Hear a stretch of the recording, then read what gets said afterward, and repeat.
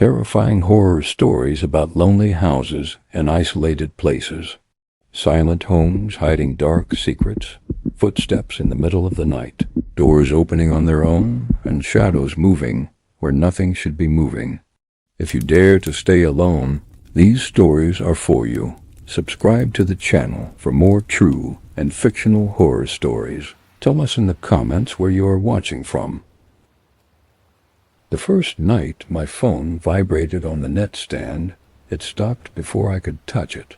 That should have been enough to wake me fully. Instead, the smell arrived, cold air and pennies, sharp and metallic like a hospital hallway after midnight when the floors have just been mopped and no one is supposed to be there.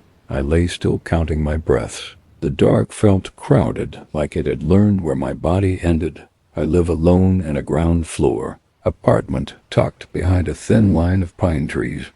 Cheap quiet. I moved in after a breakup because I wanted silence and walls that did not know my name yet. At night, the branches scraped together like knuckles. You get used to it. That night, nothing felt used to me. My phone buzzed again, one short pulse. I grabbed it so fast, my wrist cramped. No notification, battery full, no missed calls. I rolled onto my side, but the smell stayed. The room felt incorrect, not dangerous, just wrong, the way a room looks after someone has stood in it too long. Turned on the lamp. Everything was where it belonged. Bed, dresser, closed bedroom door. I stared at the handle longer than I meant to. It looked darker than the rest of the metal, like it had been warmed by hands. I slept eventually. I dreamed I was standing in the pine trees outside my window watching myself sleep. When I woke up, my phone was face down on the floor. The footprint appeared the next morning. It was on the inside of my bedroom door. Faint but unmistakable. A bare foot pressed flat against the wood, toes down, heel smudged. Someone had stood there from my side of the room. I stood in my pajamas with coffee cooling in my hand and tried to explain it away, sleepwalking. I had never done it before, but bodies lie all the time. I wiped at it with a towel. It did not smear. It was not moisture. It was oil. I washed my hands twice and still smelled pennies. At work, I felt evaluated. I kept catching my reflection in dark computer monitors, elevator doors, anything glossy enough to show me myself. Every time I expected someone else to be standing just behind my shoulder. When I got home, the smell was waiting for me inside the apartment. Pennies, cold air. I checked every room, windows locked. Bathroom empty, closet empty, under the bed dust and a sock I had lost months ago. No sign of anyone else. The smell faded after an hour. I made dinner. Ate it standing up. Fear is a hobby. The brain picks up when it has too much time. That night I left the lamp on. I woke up at 3:12 a.m. Breathing came from the other side of my bedroom door. Slow, patient, not hiding. It was a sound someone makes when they have been standing very still for a long time and finally remember they need air. I sat up hard, hammering hard enough to make my vision. Pulse. I watched a thin line of light beneath the door. The breathing stopped. It did not fade. It ceased like a machine losing power. Then my phone buzzed. The screen lit my hands white. A text from an unknown number. You moved the lamp. It makes the room feel safer. My fingers went numb. I typed before I could think. Who is this? The reply came instantly. Please do not open the door. What scared me was not the warning. It was the politeness. Whatever was out there had preferences, expectations. It believed I would respect them. I did not open the door. Morning leaked through the curtains like diluted milk. When I finally stood, my legs shook so badly I had to grab the dresser. I opened the door.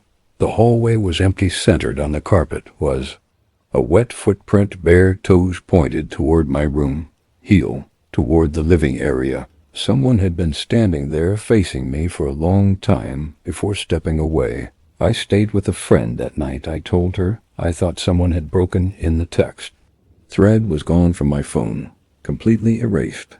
She joked about carbon monoxide. I laughed too loud. When I returned the next day, the smell was gone. The footprint was gone. I bought a camera. I set it up facing my bedroom door. I needed proof that I was not inventing things just to survive them.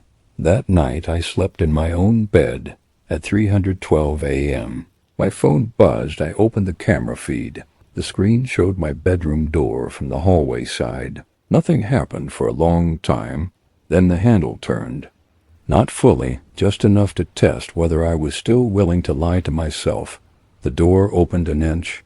A black wedge cut into the frame. Something pressed into the gap. Not a face, a shoulder, maybe something with weight, but the wrong proportions, like it had been assembled from memory instead of anatomy. It stayed there, listening. The smell flooded my room.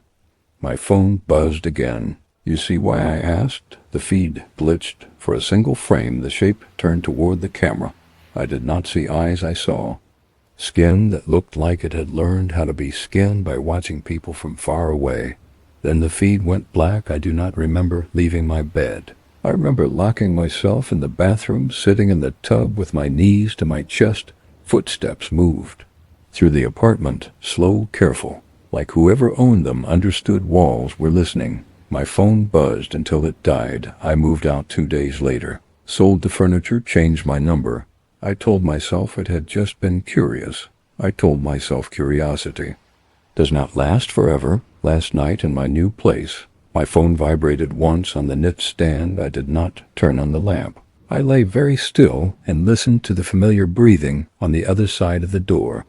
Then the phone lit up one new message. May I come in yet? I was safer on the street.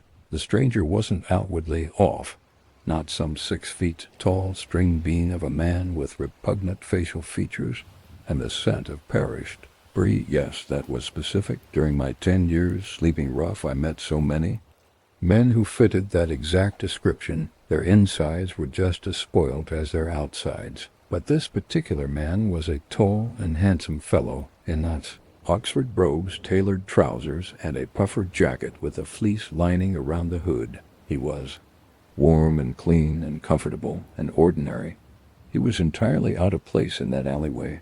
I called home filled with homeless folks of different backgrounds, junkies, runaways, and the mentally unwell being manic-depressive. I fell into the final category. The stranger's soft brown eyes settled upon me, a 29-year-old woman sitting against a brick wall on a cold Saturday morning, shawled in tattered clothes and a sleeping bag. Then a familiarly nauseating fear sailed up my throat. On a hot tide of phlegm, here it comes, I thought, awaiting the man's crude offer. Yep, I know what you want. I've been here before. I always say no, but no doesn't always mean no, sir, does it not, to men like you anyway? How would you like to get off the street, he asked. I shook my head in response and said nothing. It was always best not to speak, as that might afford them a reason to say. She gave me the wrong idea. The man's mouth dropped as if he just realized what he'd asked. Wait. No, it's nothing sordid. My heartbeat slowed its tempo a little. I believed him. You from a shelter or something? There are plenty of folks in this alley who need your help more than me. Give one of them a roof for the night instead. I'm fine. I'm not from a shelter. I just want to get you off the street. You said that already? The stranger looked around anxiously. One man was shooting something into his veins. Another was wailing something incoherent, and a police siren was caterwauling nearby. This outsider wasn't used to homeless people. He hadn't done this, whatever this might be, before. I wasn't sure whether that ought to settle me or not. He tried again. Let me start again. My name's Mark. What's yours? Amelia. Nice to meet you. Amelia, I want to put a roof over your head indefinitely. Oh, so you are that type of man after all. I decided.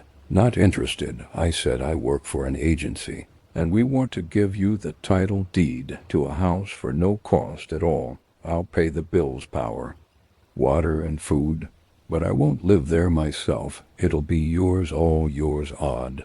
I'd been offered all manner of things by strangers before, and I'd heard all manner of unusual stories from others on the street. Nothing like this I didn't trust. Him for a moment, of course. But I was curious. Do you work for a charity? I asked. He frowned. Not exactly. What's the catch? I expected him to lie and say catch. No catch. He didn't. Rosewood. House is old, very old, and every resident moves away. Eventually they see things which make them question reality itself. I rolled my eyes. Right. It's a haunted house. My agency is a scientific one, Amelia. We research reality, ours and those parallel to ours. We always have an explanation, but Rosewood House is different. There's something living in there, something we haven't been able to explain with science. That's why they sent me, to study it from a distance, but for that to happen, the house needs an owner, a resident. The darkness in that place only appears when people appear. It's drawn to them, people who settled down there for too long. Come on, this is a free house, Amelia, free. Nothing's free, I said before sighing and tapping my temple with a finger. But when I became sick upstairs, the world shut me and shut me out.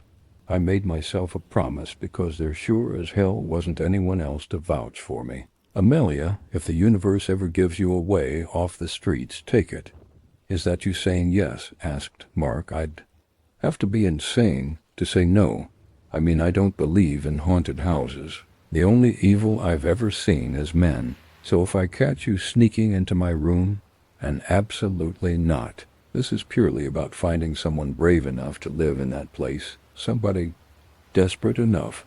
Sure, stupid enough, he shrugged. If so, I guess that makes me stupid too, because I'll be living only a few houses down the street from you.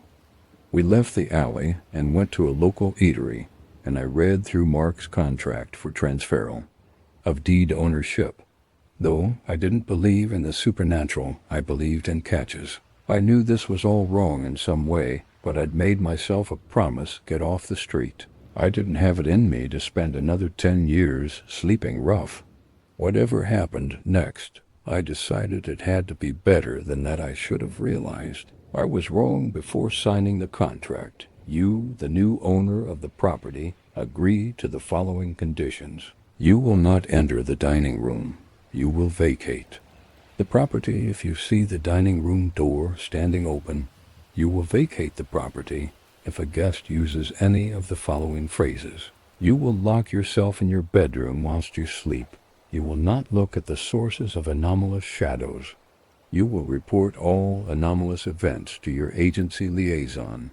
Violation of any one of the above conditions may render this contract null and void, thereby returning the title deed for the property to the agency. By signing this contract, you forfeit the right to sell the property until the agency's initial 12-month research period has passed. I signed it on an ordinary February afternoon. A few hours after sleeping rough in an alleyway, a stranger drove me to my new home in the suburbs.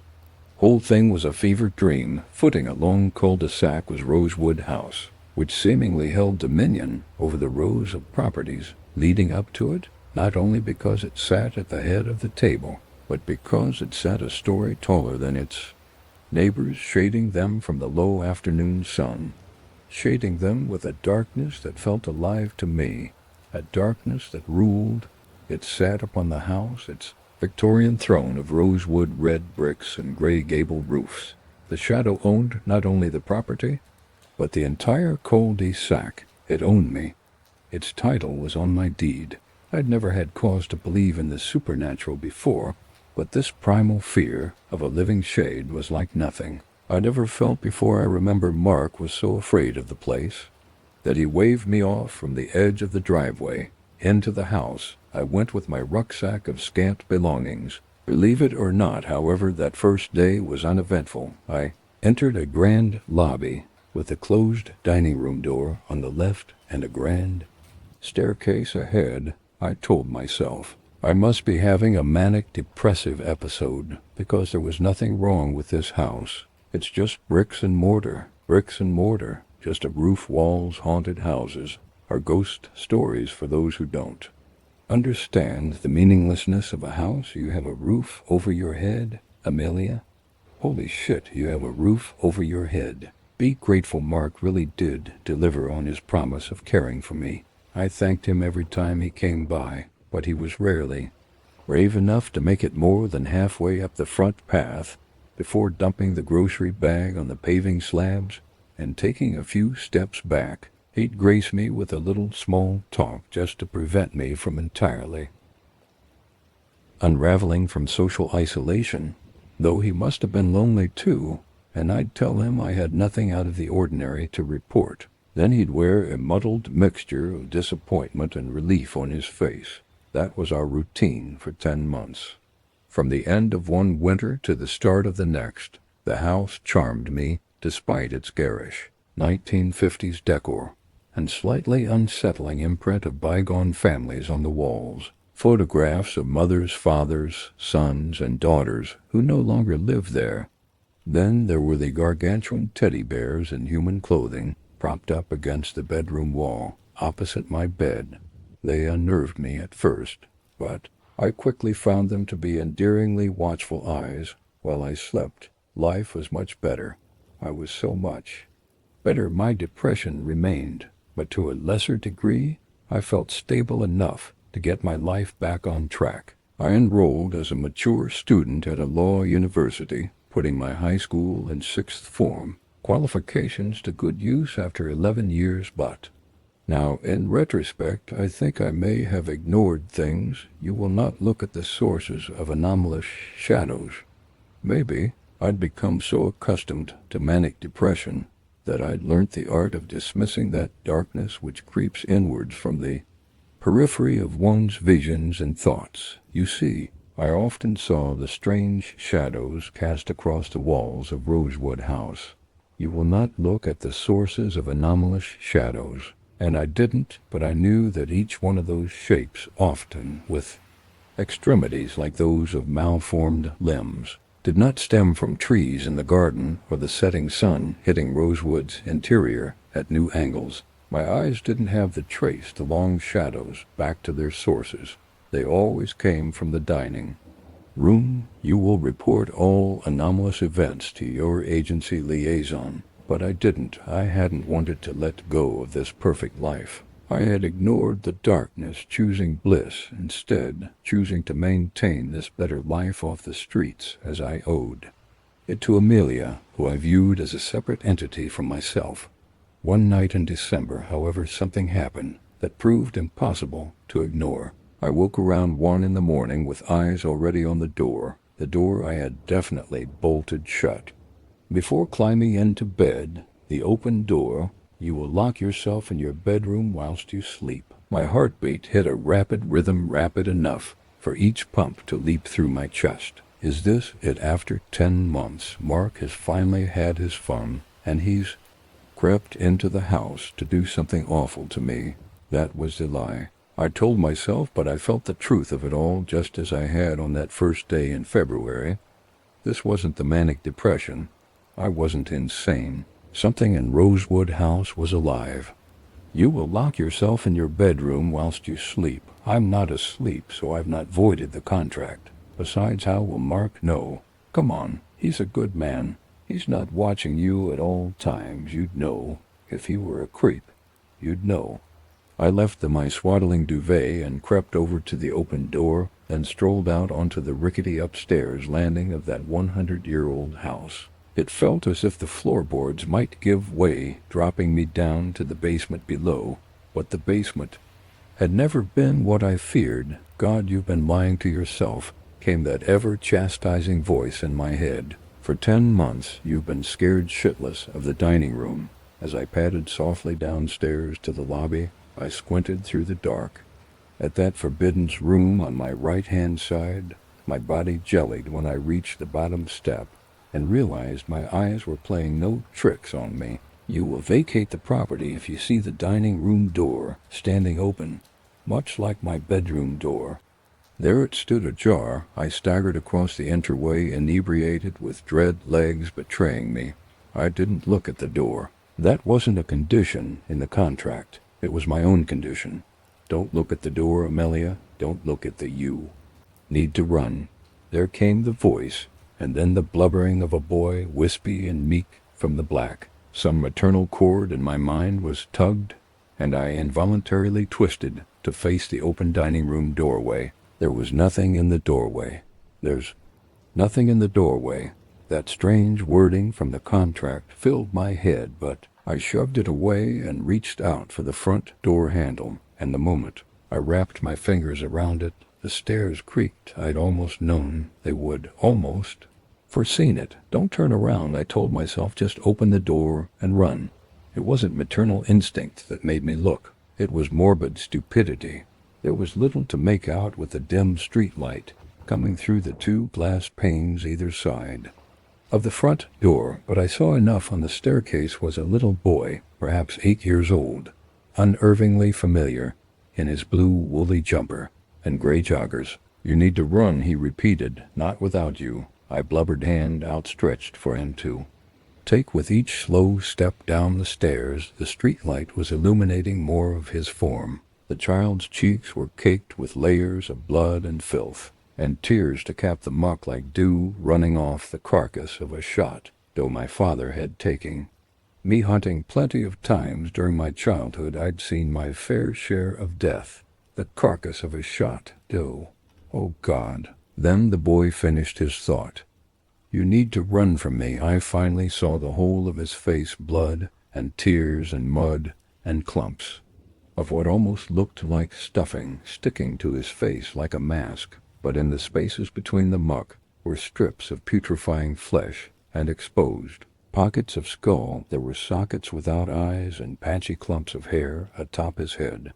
The boy was a walking corpse, and he wore a forced smile as if put there by something else. The boy himself, if any of him were alive at all, was not gleeful, not malignant either. He warned me to run from him. Something else was puppeteering him. Something else was smiling within him. I turned to unlock the front door as the undead thing launched across the lobby, scuttling on all fours in insectile fashion, and then overgrown fingernails tore into my back through cloth and skin. I shrieked, horrified by the prospect of an end more than the pain, but managed to yank the door inwards, hurling the creature off my back.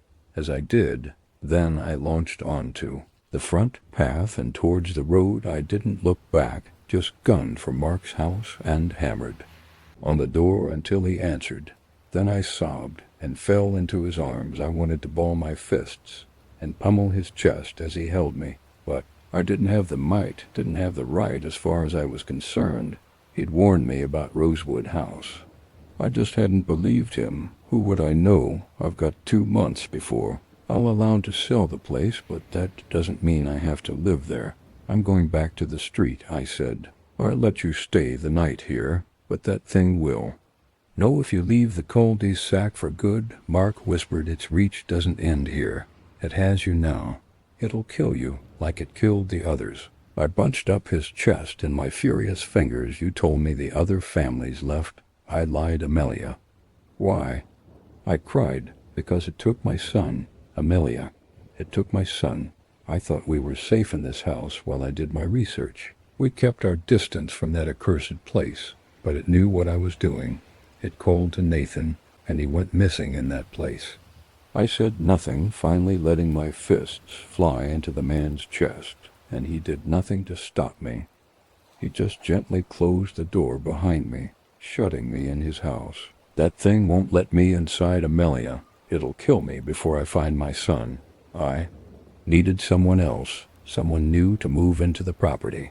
Nobody's wanted to live there for years. Not since the last family died in such a grotesque way. Your son's dead, I said, little boy, in a blue woolly jumper. He's dead. He tried to kill me. No, that was Richard, the son of the last family who lived there. This dark thing, this shadow, I said, right? This shadow, it kills people and wears their corpses like clothes. That's only one of the many horrifying ways it presents itself, Amelia. But it torments in other ways. The shadow is keeping Nathan alive to taunt me and make sure I stay close by. I feel it. It feeds off us, Amelia. Off our pain, I think, or our mere presence. It always comes out of hiding whenever a new person moves into I don't care. Just tell me how to get away from this place alive. What little we know has been gleaned from the horrible ways previous families died in that place.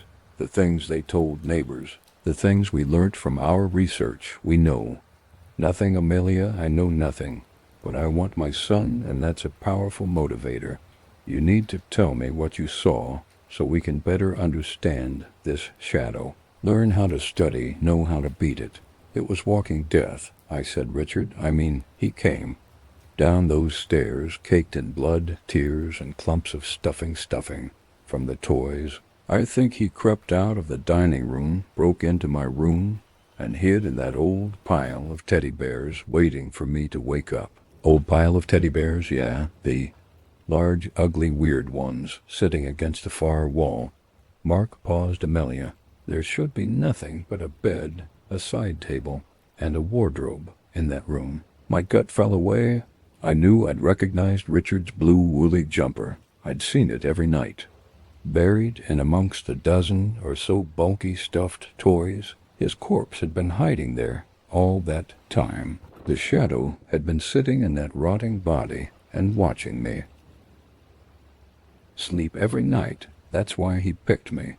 He fed me to Rosewood House because I was stale produce filched from the pantry and overlooked in the eventual inventory take. I learnt my worth whilst sleeping on the street. If you disappear, nobody will notice. A man once told me at knife point. He's wrong, I decided at the time, as my homeless neighbors would have clocked my absence. That may have been true back then. Now, I live in an accursed house, and only he knows I'm here.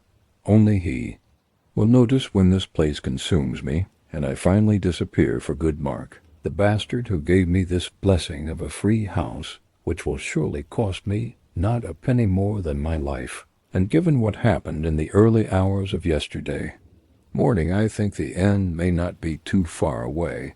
Isn't a cruel irony that now I face certain death after years of suicidal ideation, I actually want to live? I'm sorry. Mark told me that repeatedly over the past 3 weeks. He apologized as he dropped off groceries, toiletries, and other household supplies. He talked to me about his plans, about what we should do next. I didn't say a thing back. What would I say? I knew why he tricked me into becoming the owner of this place. It wasn't about appeasing his employer. It was about his teenage son, Nathan, who was allegedly missing somewhere in Rosewood's shadowed crevices, stolen away by a shadow from another world. I knew Mark acted as a desperate father, but that didn't condone him sentencing me to this fate, too. Sure, in a couple of months the agency will allow me to sell the place, should I wish. But Mark has made it abundantly clear that the shadow doesn't ever let a family leave alive. It doesn't care about contracts. It cares about feeding, however it may feed. I caught a glimpse of Mark's work lanyard once. 12 was printed below his name. It didn't turn up any results online, and I'm not sure what I'd have done if it had. They would be just the same, if not worse than him. They wouldn't help me. They might even silence me for knowing too much about them. The agency. That was what they'd called themselves in the contract. They were anonymous, for a reason. The whole endeavor was a red flag from the beginning. A homeless woman is offered a free house, all expenses paid in perpetuity. Such an offer was always going to be a trap. After 10 years learning such hard truths about the world, I was ashamed of myself for entertaining a fairy tale. You had to believe for little Amelia, for the girl who ended up on the street at 19 years of age. You got off the street for her because you promised. Yeah, well, I let her down again. Didn't I? Maybe for the last time around 6 o'clock yesterday morning, a couple of hours before sunrise, there was a knock on my door. I answered it to find Mark on my porch. He'd never before exhibited the courage to come all the way up the path. To the front door. He must really be groveling now, I told myself. Please don't shut the door in my face. He said I didn't, but I tightly gripped its edge in whitening fingers. What do you want? The agency knows you've been talking about Rosewood, about them. They don't take kindly to whistleblowers. I talked.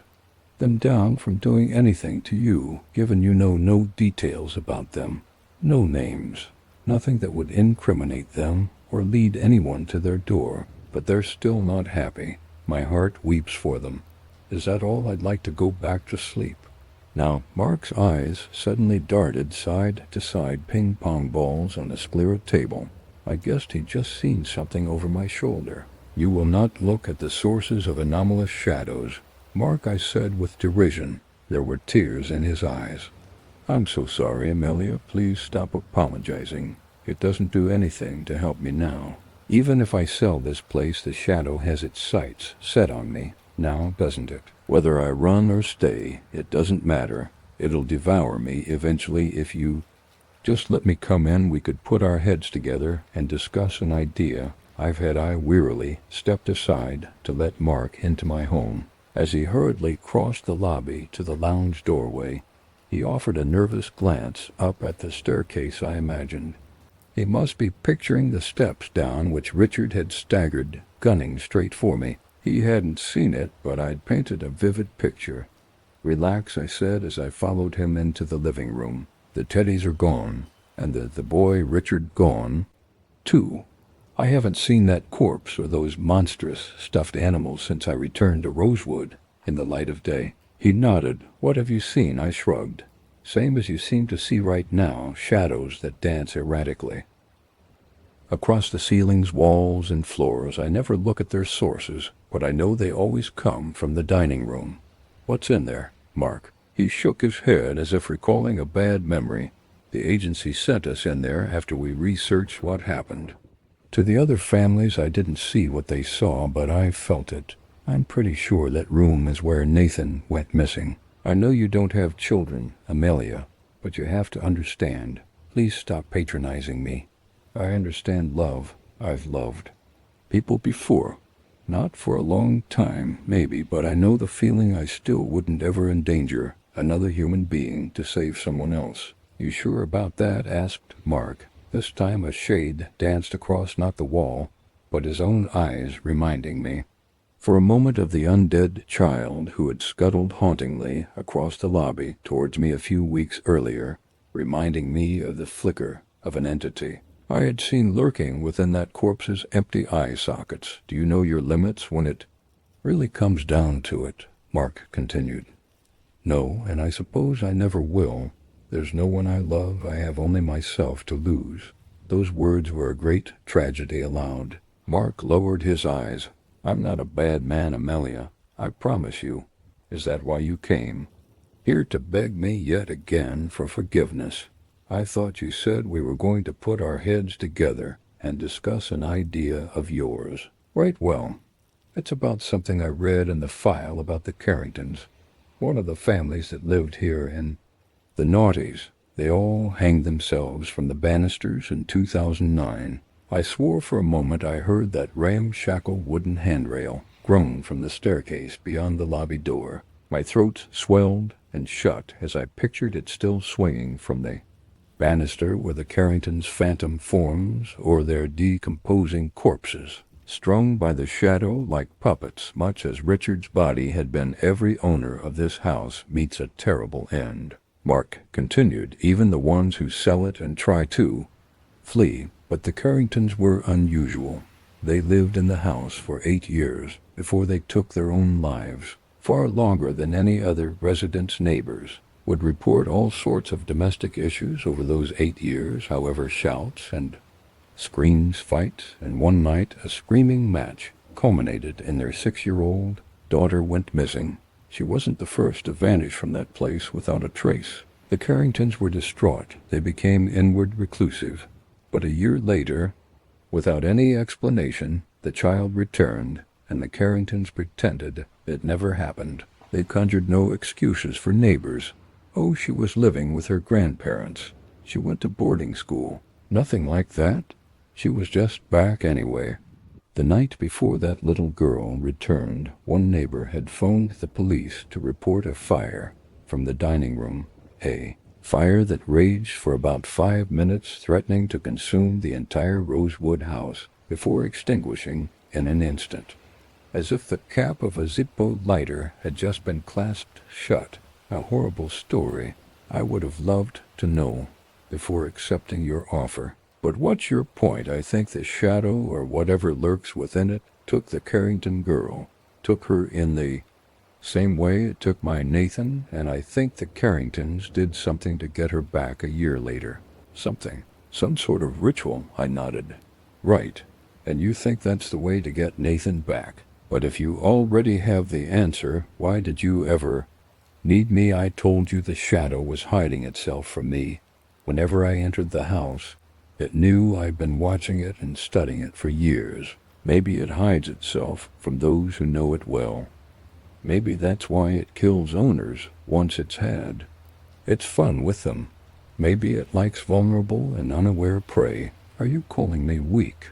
No, just look, I needed you to coax it out of hiding. The wound in the dining room was closed whenever I went in there. The house had been without an occupant for too long. Sorry, the wound. Yes, the wound, the hole between worlds. The hole in which I am sure Nathan is still being held prisoner. I pinched my nose in despair. And you think what, that we'll be able to get your son back from this creature's plane of existence if we set the dining room on fire? I'm sure there was more to the Carringtons' ritual than that said. Mark, before tossing a brown file of papers onto the sofa and patting it enthusiastically with one hand, the police report mentions a man who helped the family police report. How do you have a police report? I work for a very powerful organization with no name, as far as you should be concerned. Anyway, this man who helped the Carringtons was, I don't know, a spiritual man of sorts. Mr. Whitlock. He'll help you save Nathan, my boy, maybe. Whitlock will even know the way to unbind you from this house. Unbind you from the creature's possession. Surely, if that were the case, he would have been able to free the Carringtons. But they're all dead now, aren't they? We have to try, Amelia, I sighed. I have to try, you mean. The shadow only reveals itself to me in dancing patterns across the walls. But to you it's shown its face. You'll go into the dining room and see where it's hiding, my boy. I'm absolutely sure of it. Oh, fuck off. You're sure of absolutely nothing. I spat.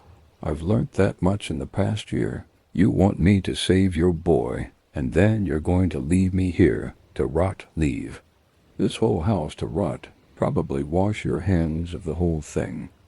That's not true. Yeah, I said, let me ask you something. You've had that file for years, no doubt. So why haven't you ever contacted this Mr. Whitlock before? Mark winced a little, and I realized I'd caught him in a lie. A white one, perhaps. But redacting information was deceitful in my books, and I could see in his eyes that there was still something he wasn't telling me. Oh, there are plenty of things he isn't telling you. I thought he works for an agency with no name that allows innocent people to die, all for the sake of investigating tears between realities. I bet he has secrets that would make your skin crawl. Listen to me. Mark trailed off as the floorboards behind me creaked, and I twisted my head to the side of the sofa. The door between the lounge and the kitchen stood open, and within the frame was a black pool, still like that of an alligator swamp. It was an illusion. Something was there. The blackness was unnatural. Light should have been able to spill through the kitchen and into the living room from the back garden. Wrong. I thought I hadn't a chance to think any more than that before Mark's hand pinched my cheek, and he yanked my entire head back towards him, to face away from the blackness and into his eyes, which reflected the dark doorway behind me, which reflected shadows moving anomalously, as they always did. Mark, what's behind him? He silenced me with a forefinger against my lips and a shush. Then he lowered his hand and whispered 6 horrid words. There's nothing in the doorway. Amelia, my body clammed up in terror. You will vacate the property if a guest uses any of the following phrases. I had read and reread that contract 1,000 times, and I knew that warning phrase off by heart. But this was the first time I'd heard it uttered aloud. The words were rancid off Mark's tongue, sounding like perished eggs, as if my ears could taste Then I saw it again, a flicker of something in his eyes. "Mark, what's in the doorway?" "Nothing." Another flicker, a reflection, a myriad of undulating shapes and shades like serpentine heads, snake charmed out of the black opening, coaxed out by my mirror. Presence, as Mark would say, I screeched for my life like an animal, and used both hands to wrench away the agencyman's fingers which were clamping down so roughly on my cheek. I prized myself away from him and scrambled to my feet. Mark did the same, mirroring my movement with his clunky limbs, as if he were no longer sure how a human should move at all. "There's nothing in the doorway." "Amelia, sit down." Those serpentine shadows were crawling across the ceiling, and their source was coming. Out of the doorway I could feel it, a frozen breeze prickling my neck hairs. "You will vacate the property?" I bolted for the lobby, then unbolted the front door. And then I ran across the front lawn, down the street, and to Mark's house. There I sat, on the front lawn, watching the Rosewood place from no great distance at all. Mark stumbled into the street. An hour later, face was strewn with tears. "Are you yourself again?" I asked fearfully as he approached me on his front lawn. Mark fell to his knees and looked down at the grass. "Please, Amelia, we need this Whitlock fellow. Not for me, for Nathan. I'm not posting this for advice, and I'm not asking anyone to help me. I'm posting it because if I don't write it down, I'm going to start convincing myself none of it happened, and that's already been happening more than I'm comfortable admitting. I keep rereading old texts, old photos, trying to anchor myself to something solid, because the house had a way of loosening reality without you noticing until it was already gone. If you're reading this and thinking I sound dramatic, good. That means it hasn't started happening to you yet. When we moved in, nothing felt wrong in the obvious way people talk about. No cold spots, no whispers right away, no immediate sense of dread. It was just a house, a little too quiet. Maybe the kind of quiet that feels padded, like the sound doesn't echo the way it should. My mom loved it because it had character, which is a word people use when they want to ignore the fact that something is outdated or damaged in a way you can't fix cheaply. My dad liked the price. I liked that my room was bigger than the one at our old place. That's the part that still makes me feel stupid. The vents were the first thing I noticed, but I didn't think anything of it at the time. They were large, much wider than normal, and placed lower on the walls than I was used to, rectangular, painted over so many times. The screws were half buried. When the heat came on, it took longer than expected to warm the rooms, like the air was getting lost on its way to us.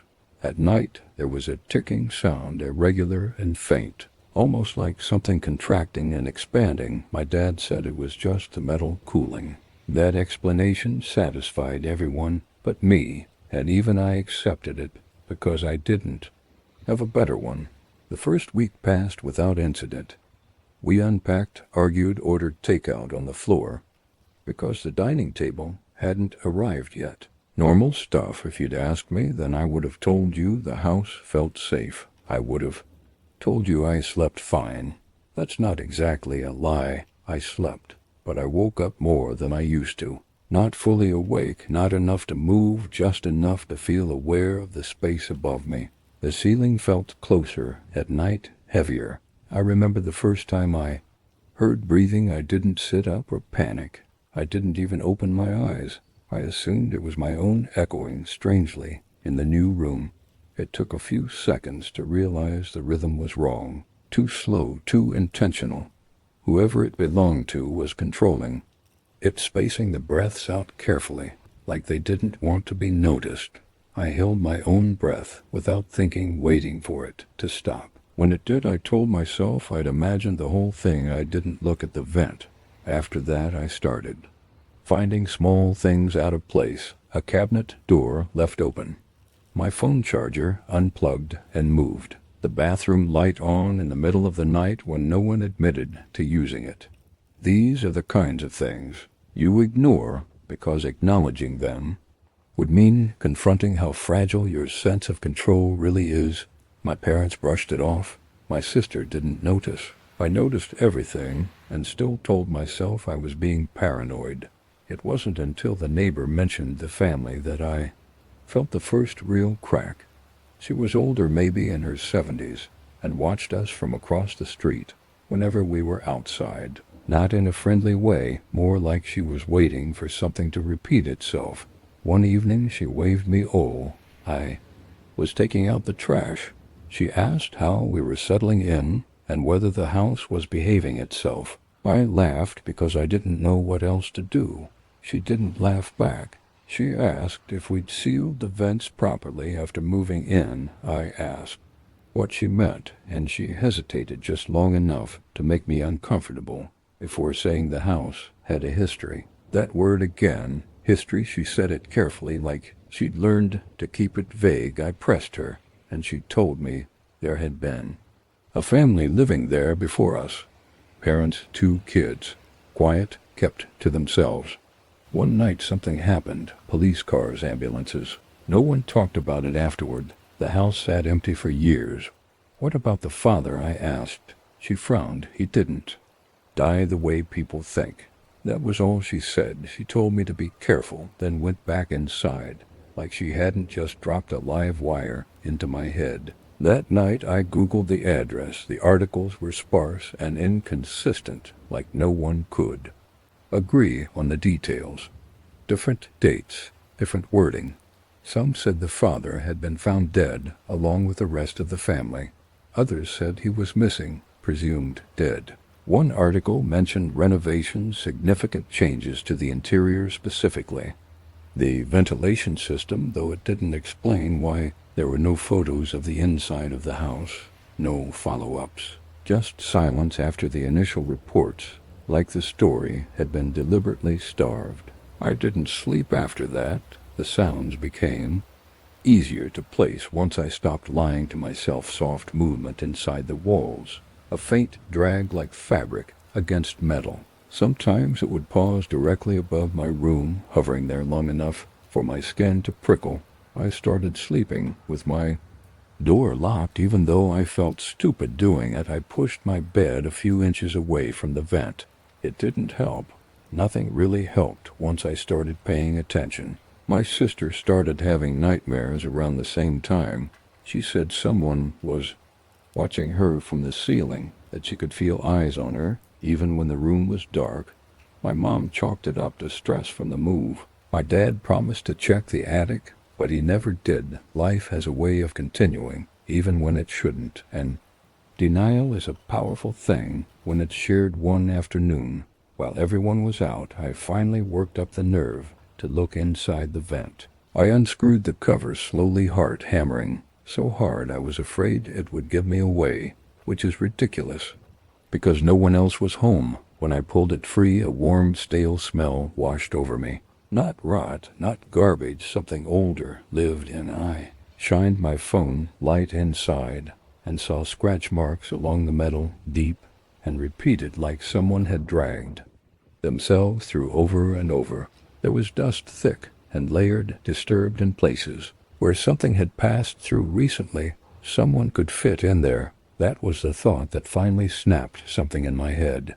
Not comfortably, not easily, but possible. The vent stretched farther than it should have, branching off in directions I couldn't see. On the inner wall, traced faintly through grime, was a single word: home. I put the vent cover back on and sat on my bed for a long time, staring at nothing, listening to the house tick and breathe around me. I didn't tell anyone what I'd found. I told myself I needed more proof. I told myself I was being dramatic. I told myself a lot of things that night. At exactly 3:17 a.m. the breathing came back. This time it didn't stop. It grew closer, heavier, right above me. And then I heard the metal flex just slightly, like weight being shifted. The vent cover trembled once, then again, dust sprinkling onto my blanket. I stared at it, unable to scream, unable to move, as something pressed against the other side, testing the barrier, learning it. The screws began to turn slowly, not falling out, not forced, just rotated as if fingers were carefully unscrewing them from inside the cover. Drop, without a sound, and the darkness behind it felt deeper than the room itself. A shape unfolded inch by inch, joints bending the wrong way, skin pale, and stretched eyes blinking too slowly, like they were new to light. It didn't crawl out completely. It just watched me breathing, softly satisfied. My sister screamed from down the hall, and the thing retreated instantly, vanishing back into the vent, the cover snapping into place as if it had never moved. My parents ran lights, flooded the house. Questions overlapped, but there was nothing to show them. No loose screws, no scratches, no dust. My sister couldn't explain what she'd seen, only that something had leaned down from her ceiling and whispered her name. We left the next morning with only what we could carry. The house was listed again within a month, renovated, freshly painted vents, replaced, sealed tight. They say a new family lives there now. Sometimes when I drive past at night, I swear I see lights flicker in rooms no one is standing in, and I wonder if the house is learning them the way it learned us. Because houses like that don't stay empty, they just wait for someone new to call them home. Like the title says, I'm pretty sure my roommate Rob is some kind of a freak Loki. I really like Rob though, and I pray. I'm being led astray here in my conclusions. It started a few years ago in college when I ran into Rob at one of my electives. At the time, everyone at Sunday coffee hour kept telling me I should meet more people my age, so I figured I'd strike up a conversation with the dude sitting next to me. He was really into football, like a bunch of my buddies, so I figured it'd be fun if we all got together for Sunday football, and we became best buds over nachos and beer throughout college. I even remember I would thank the Lord on my way out of church that I finally had a close group of friends. That's how glad I was. For meeting him after we graduated, I was looking to move out of my mom's, and I ran headfirst into the disaster that is rent prices. He was actually the first one to mention looking for a roommate. His dad was kicking him out because they'd been having bad arguments, which was insane. How could a family just treat each other like that? Anyway, we decided to be roommates. He got this office job right out of college, and I started working at a restaurant, and it was a done deal. The first time I noticed something was off was during that second day. As we were unpacking, Rob was grilling me because I was blasting some girly pop music while I unpacked. Chapel Roan is hikey fire, no matter who you are, so I started looking around to get my get back. And not of a wrathful nature, but it was fun messing with Rob. I started poking around his stuff and seeing what I could break into. Yo, Hirsch, don't go looking in my stuff. Come on, dude, he said as he watched me scheme. My name's Herschel, by the way. Nah, you started it. What secrets you got up in here? I said as I grabbed a medium-sized cardboard box that felt pretty heavy. Dashing across the room, I ripped the tape off and opened it, hoping to find something incriminating. I froze in place. It was full of needles, not like an "oh, he likes sewing amount of needles." This was much more like, does he sell needles? Anyway, the box was filled to the brim, to the point where it'd be a disaster if this thing spilled. We'd never find all the needles. Big dog, what the hell is this? I asked, holding it towards him. TCH, man, that's my shit. Yo, it's needles, dude, he said as he grabbed the box out of my hand and closed it. He stomped away muttering, and he looked genuinely upset. My initial surprise flipped into hilarious confusion, and I burst out laughing. What was he, some kind of closeted seamster or something? What the hell, I swear, I didn't mean to judge Rob my right hand. To God I didn't, but it was definitely unusual. Nah, dog, what was that? Why'd you have a box of them? I asked, doubling over in laughter. Dude, it's just needles. It's from my Nana. She sewed her whole life. It's sentimental, he said, frowning. I took a deep breath and stood up straight, because family is no laughing matter. Fact, I'd hailed something important to Rob, even sent a subtle pang through my unsteady heart. All right, bet. Imagine you were some kind of psychopath, though, like you just start eating them with food and shit. Like you just have a bowl of needles and milk for breakfast, I asked, forcing a laugh and trying to play it off. I hope I didn't come off rude and insensitive before. Rob paused for a moment, looking down at the box in his hands. Then he grinned and laughed at my joke. Yeah, that'd be ridiculous. But no, I'm not eating them, dude, Rob said, putting the box down where it started. Honestly, if it just ended at that, I wouldn't have to type all this up. But it doesn't. It gets weirder. Rob, why couldn't it just end there? I should mention that prior to this there was another weird thing about him, but again on its own, it was nothing. Tuesdays, as long as I've known, Rob has always gone radio silent on Tuesdays. I always figured it was either something to do with his family or maybe he just used Tuesdays to do some sinning, like hooking up or drugs. I never asked about Rob's dating life. One of the other guys ran with the hookup thing, and we started calling it Rob's Tuesday, touching and sucking. The problem is that when we moved in, I learned that's not what it was at all, to my relief and horror. A few days ago was the first Tuesday since we moved in. I woke up to rumbling at like 9 a.m., and I sat up in bed confused in the dark. It was coming from just past the door. To my room, it sounded like a garbage truck was passing by or something. I stood up out of bed and listened.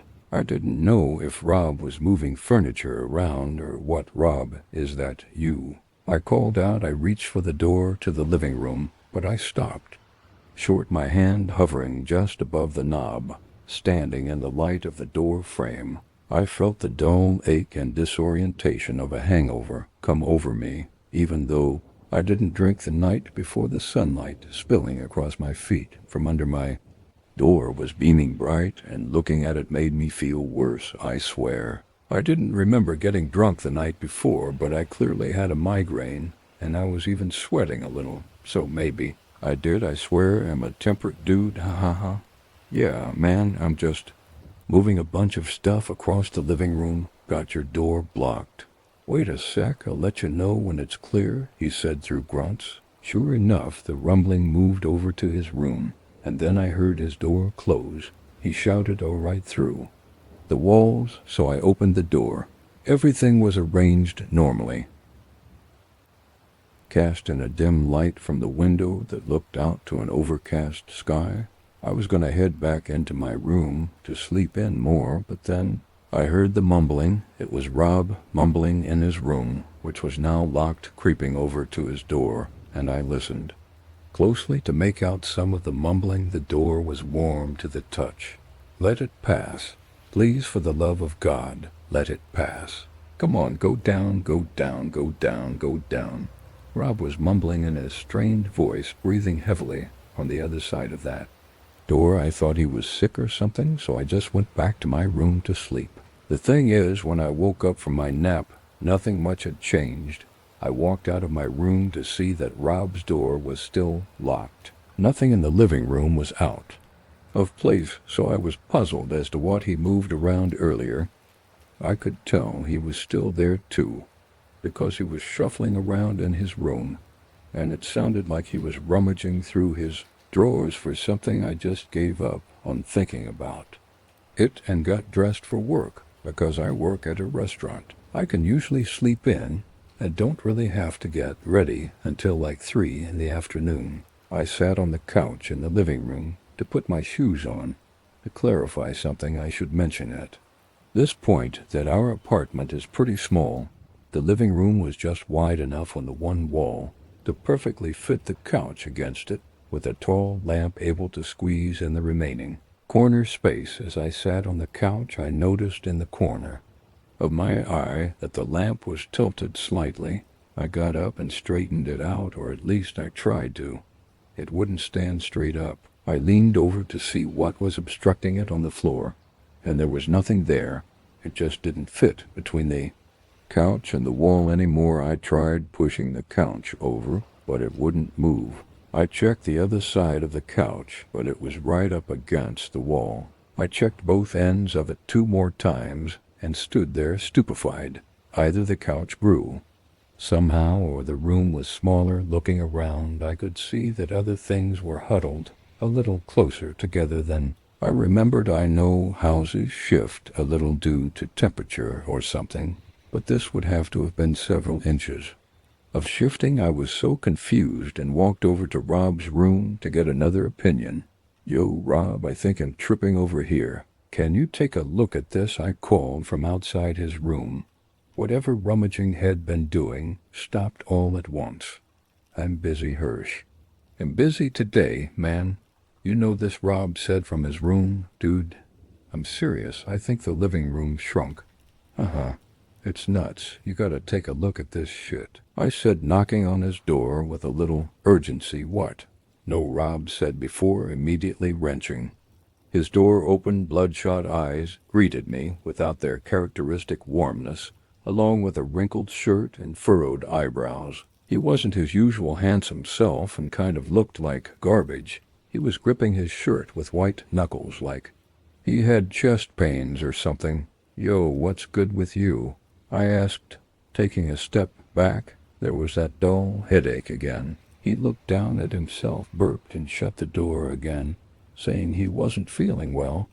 Something's definitely up with him, but that's not what caught my attention. In the time that he opened the door, I glanced into his room. They were everywhere. All over the floor, his desk and bed were needles, like he'd just dumped that box all over the room. The worst part was that they'd been stacked high on a plate on his desk. They were on a plate. I think I saw something I shouldn't have. On Wednesday, he was fine. He dapped me up like usual, went to work, and swung by the restaurant to chill, like nothing happened. I didn't bring it up to him. Instead, I did something I still don't agree with. I have off on Thursdays, so while he was at work, I snuck into his room. On a first glance, nothing seemed out of the ordinary. Upon scouring the corners, I started to find them. Needles left that had missed when he cleaned up in corners and stuck in his sheets and clothes. I know I'm wrong for sneaking about, but I'm so weirded out by this. My brain was overheating, just piecing this together in a way that doesn't make Rob out to be crazy, until I opened his drawer. Sliding open the drawer, what hit me first was nausea, and a dizzying something burrowed through my thoughts and made me stumble. It was like a picture was physically forced into my mind, too blurry and alien for me to make out, disorienting me so that I squeezed my eyes shut. When the sensation faded, I opened my eyes to see horror and the gruesome consequence of my curiosity. I shut the drawer immediately and tripped out of the room, slamming the door behind me. Even though I knew Rob wasn't home, I kept glancing around and checking the locks on the doors, like he was going to come rushing in any minute. I still keep glancing out the window. Even now, I don't even know if I'm allowed to type out what I saw there, but honestly, I want to vomit even now. Just imagine the worst thing that can fit in a drawer, I guess, and picture needles all over, and you'll be close enough. I just don't understand, but I want to understand, Rob. I want to get closer to him. This needle thing just doesn't make sense. It can't. Then there's the living room. It's still smaller by the way I had to move the lamp so that it now sits in front of the couch. When I talked to Rob about it, he shrugged and chalked it up to it being an old house. Like it wasn't an issue at all, unless he just carpentered the room down a few inches as a prank or something. I don't get it. That lamp definitely fit in that corner when we first moved in. Now it doesn't. The worst part of it all is that today I went back into his room while he went to the store. The plate is gone, but there's still needles in corners. I was ready to believe I made it all up, but then I noticed it as I turned to leave the thing I tripped on my way out before. There's a gap between his floor and the doorway, and it's at an angle. Somehow, someway, it was like his room was rotated a few degrees. My mind started spiraling again, so I just walked out the house and grabbed a drink with a buddy to take my mind off of it. First a few inches here, then a few degrees there, then that thing on a plate.